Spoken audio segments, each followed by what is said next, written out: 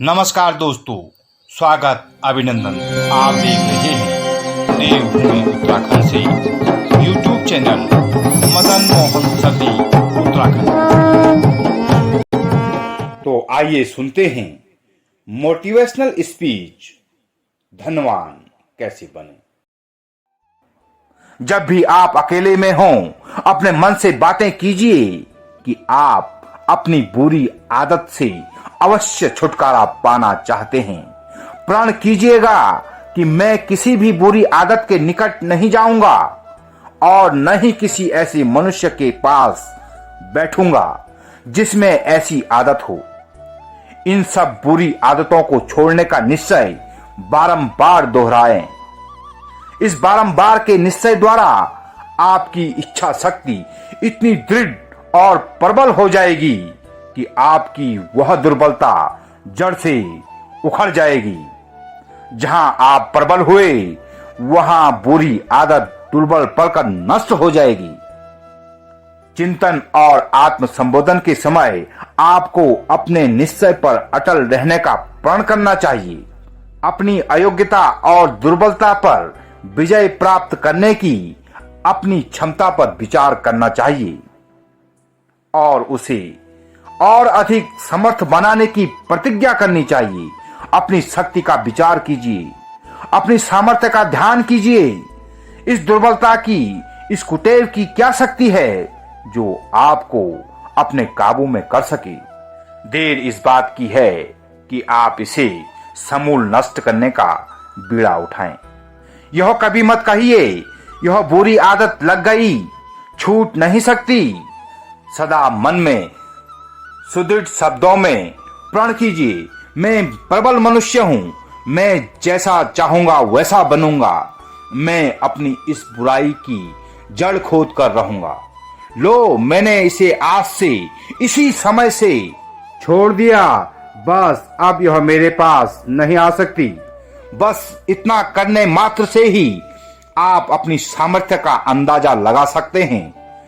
और जब ऐसी सारी बुरी आदतें छोड़ देंगे तो आप स्वयं ही प्रगति की ओर बढ़ते नजर आएंगे, क्योंकि आपने किसी भी वस्तु का लोभ करना छोड़ दिया और जिस कारण आप अपनी मर्जी का काम करने में सक्षम हो गए हैं।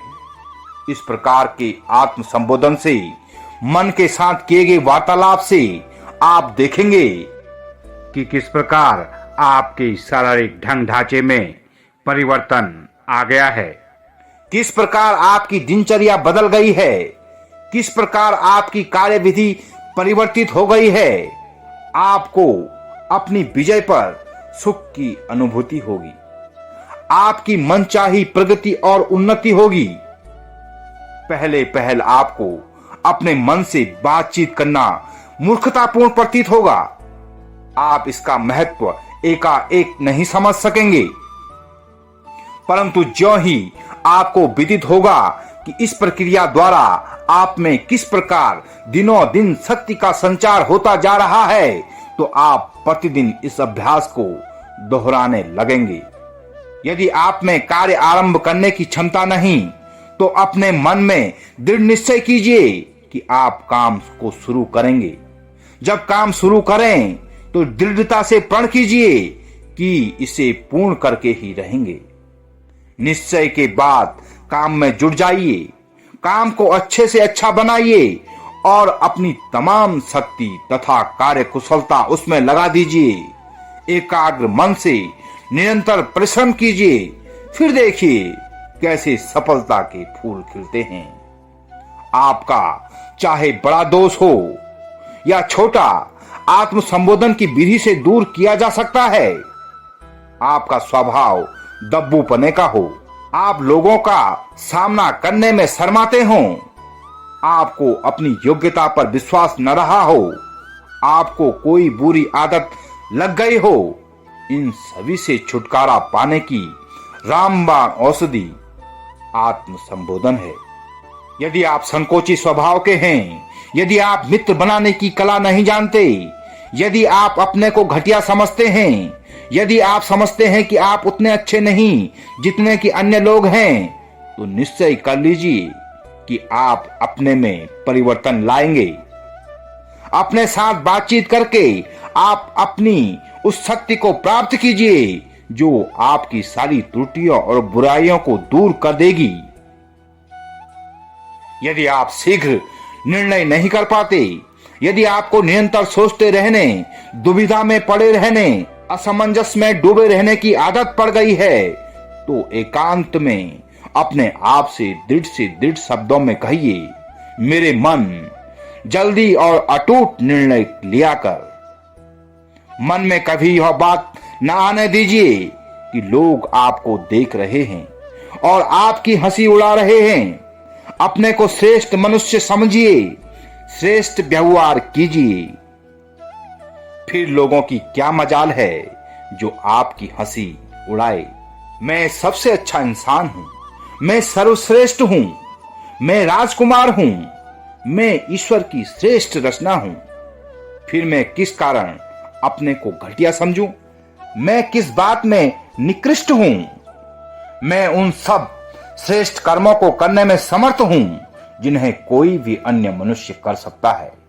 मेरे जीवन का लक्ष्य है पूर्ण मनुष्य बनना। प्रत्येक स्थिति का सामना करने की मुझ में ताकत है, फिर मैं हार क्यों मानूं?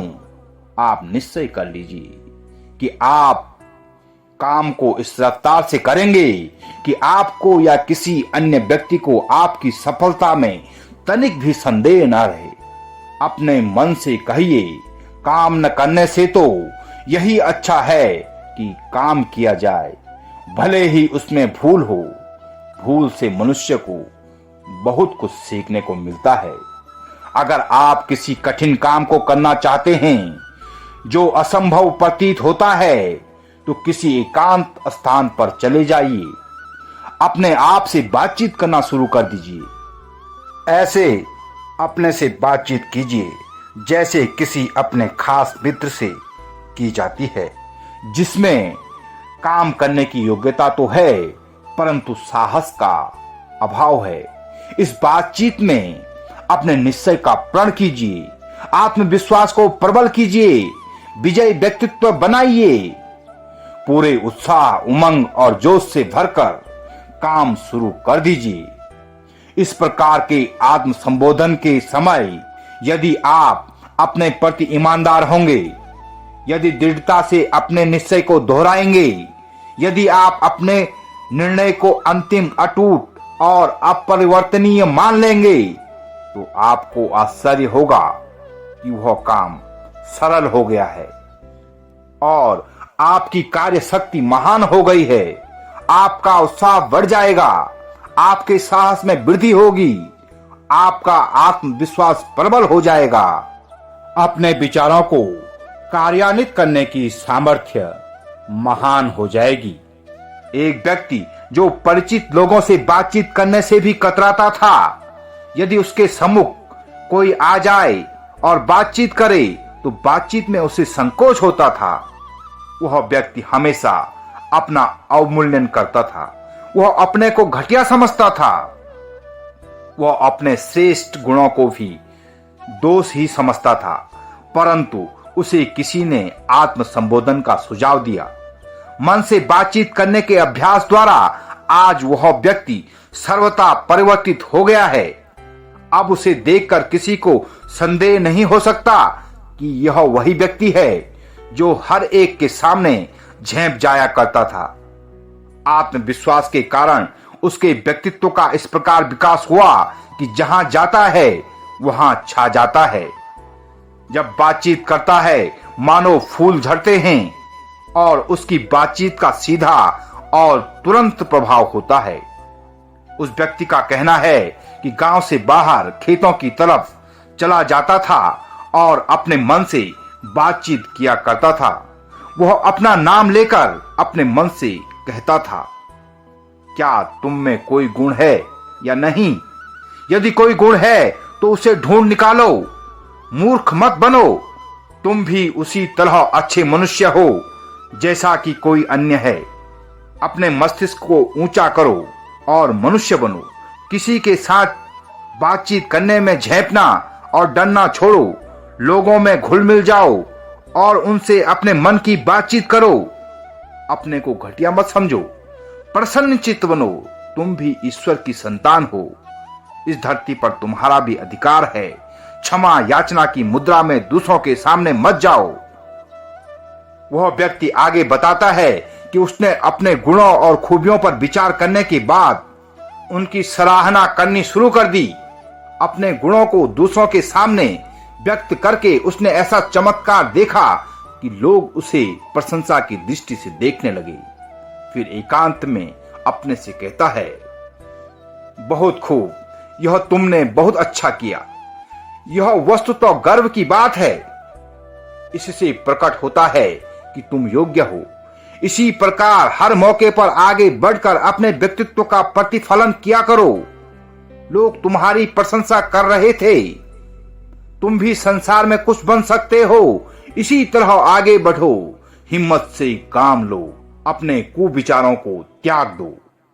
जिन पदार्थों की आप कामना करते हैं उन्हें अपने बस में करने का प्रण कीजिए। जिन गुणों को अपने अंदर लाने की आप आकांक्षा करते हैं उन्हें प्राप्त करने का दृढ़ निश्चय कीजिए। अपने उद्देश्य की ओर मन को पूरी तरह से लगाइए। उसकी तुच्छ इच्छाओं को दूर हटाकर लक्ष्य पर उसके संपूर्ण विचारों को केंद्रित कर दीजिए। जाइए, आपको वरदान है कि आपकी मनोकामना पूर्ण होगी। यह बात विशेष रूप से ध्यान देने योग्य है। जो लोग दब्बू लज्जाशील हैं उनके लिए अपने मन से बातचीत करने जैसा कोई उपचार नहीं। जो आत्मविश्वास खो चुके हैं उनके लिए पुनः आत्मनिर्भरता प्राप्त करके कार्यलीन होने के लिए आत्म संबोधन से बढ़कर कोई अन्य उपाय नहीं है। जो व्यक्ति अपनी इच्छाओं मनोकामनाओं को पूरी करने का निश्चय बना लेते हैं तथा अपने विचार सुदृढ़ बना लेते हैं, तो ऐसे व्यक्तियों की ईश्वर भी सहायता करते हैं और उनकी इच्छाएं तथा मनोकामनाएं पूर्ण होती हैं। यह प्रकृति का नियम है। जो मनुष्य अपनी मदद अपने आप करते हैं, ईश्वर उनकी मदद करता है। धन्यवाद दोस्तों, मिलता हूं ऐसे ही एक नए वीडियो के साथ में। तब तक के लिए स्वस्थ रहिए, व्यस्त रहिए, मस्त रहिए। धन्यवाद।